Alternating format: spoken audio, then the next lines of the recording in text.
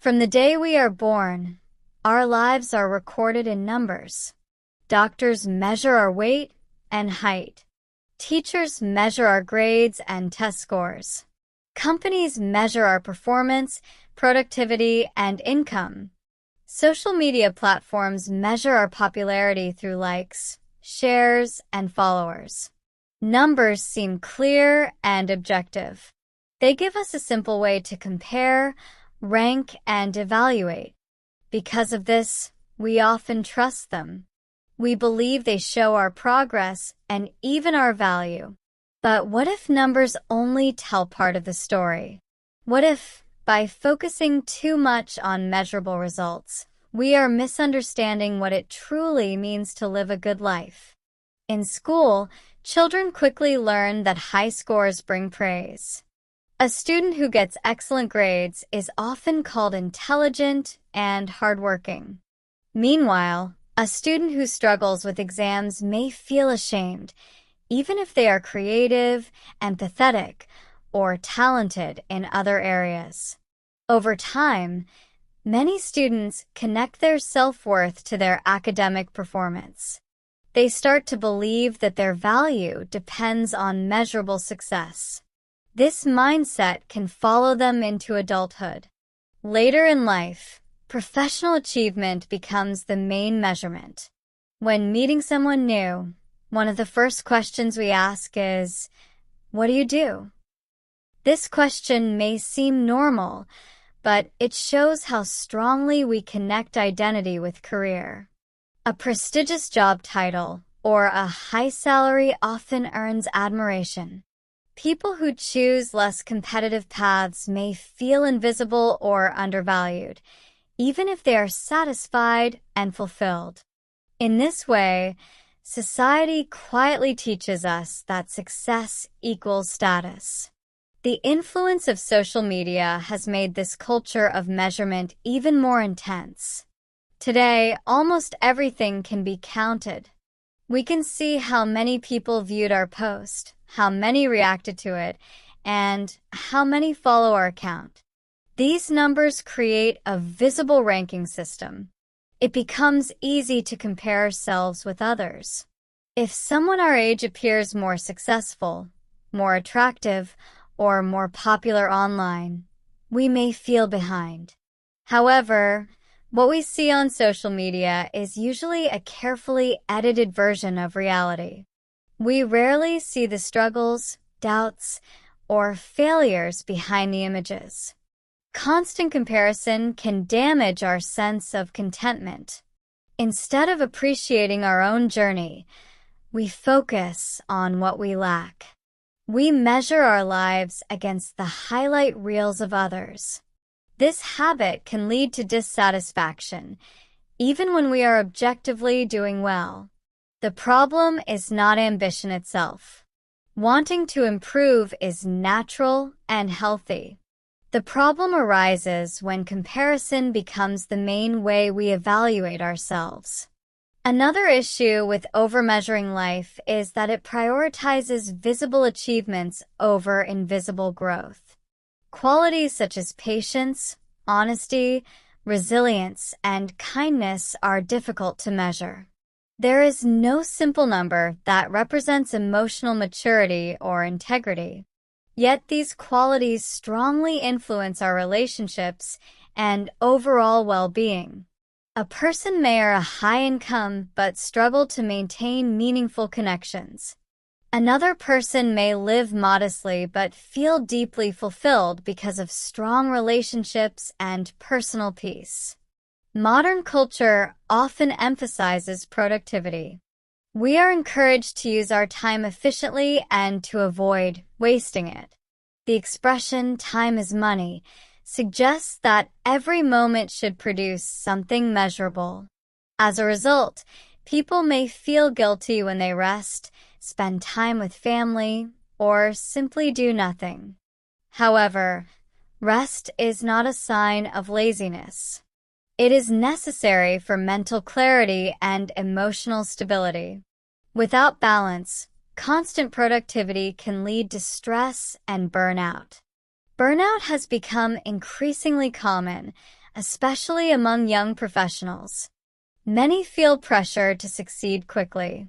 They compare their progress to others and set extremely high expectations for themselves. At first, this drive may feel motivating, but when achievement becomes the only measure of worth, any pause feels like failure. Over time, exhaustion replaces excitement. Ironically, in trying to build a successful life, people may sacrifice their health and happiness. It is important to recognize that measurement itself is not negative. Goals and evaluation can guide improvement. For example, tracking progress while learning a new skill can be encouraging. Businesses need data to make informed decisions. Athletes rely on measurable results to improve performance. The problem occurs when measurement becomes the ultimate purpose rather than a helpful tool. When numbers define our identity, we lose perspective.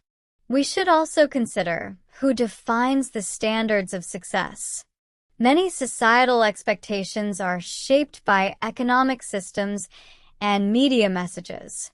Advertisements frequently suggest that happiness can be bought. Large houses, expensive cars, and luxury vacations are presented as symbols of achievement.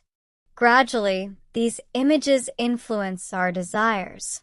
We may begin chasing goals not because they reflect our true values, but because they promise recognition. If we pause and reflect honestly, we may notice that our most meaningful experiences are often simple. A deep conversation with a close friend, a quiet moment in nature, helping someone without expecting a reward. These moments rarely increase our status or income, yet they leave a lasting impact on our hearts. They remind us that life's richness cannot always be measured. There is also a psychological pattern called arrival fallacy. It is the belief that once we reach a specific goal, lasting happiness will follow. We tell ourselves, "I will be happy when I get promoted," or "I will feel confident when I earn more money." However, after reaching the goal, satisfaction is often temporary. Soon, a new target appears. This cycle can continue endlessly, keeping happiness always in the future. If we measure life only by milestones, we may never fully appreciate the present. A healthier approach might involve redefining success on personal terms. Instead of asking, "How much have I achieved compared to others?" we could ask, "Am I living according to my values?" Instead of focusing solely on results, we might pay attention to the quality of our daily actions. Did we act with integrity? Did we show compassion? Did we learn something new? These questions encourage reflection rather than competition. Internal standards are more stable than external ones. External markers such as income, appearance, or popularity can change quickly. Economic crises, health issues, or unexpected events can alter our situation overnight. If our self-worth depends entirely on these factors, we may feel lost when they disappear. In contrast, character and values provide a more consistent foundation. They guide decisions even during uncertainty. Another aspect to consider is the importance of relationships.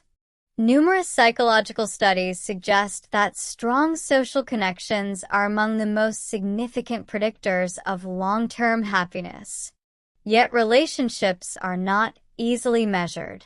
The depth of trust, the comfort of shared silence, and the support during difficult times cannot be reduced to statistics.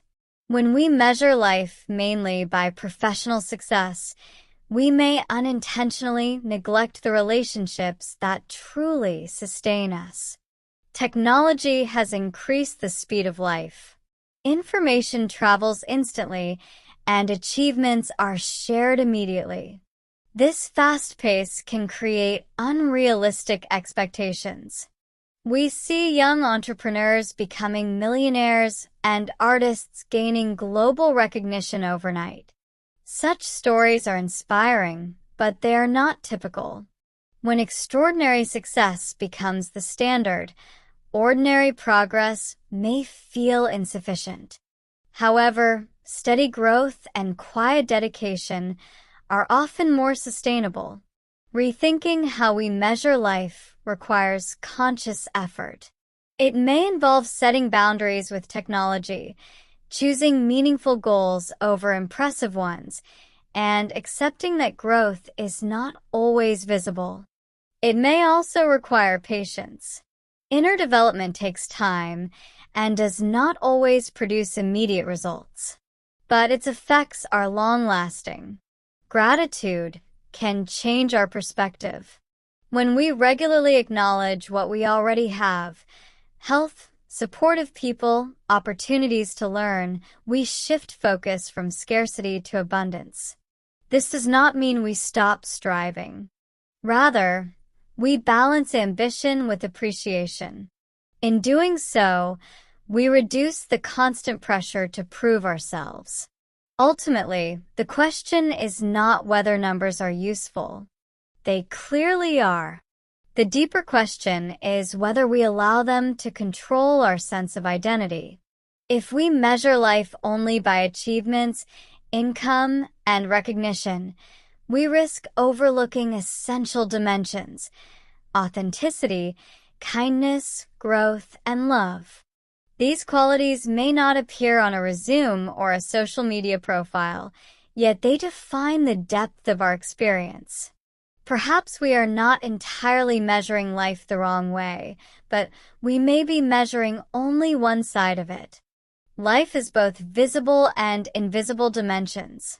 Visible achievements can be counted. Invisible qualities must be felt. A truly meaningful life likely requires attention to both. Success without inner fulfillment feels empty.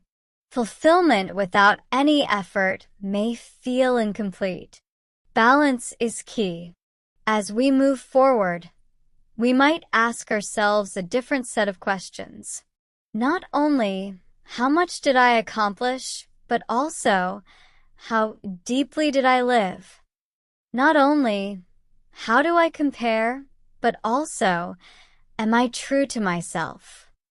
These questions do not have simple numerical answers. Yet they may guide us toward a life that feels genuinely rich rather than merely impressive. In the end, perhaps the most important measure of life is not how high we climb, but how well we connect, how honestly we act, and how courageously we grow. When we shift our focus from constant comparison to conscious living, we may discover that the true value of life cannot be captured by numbers alone.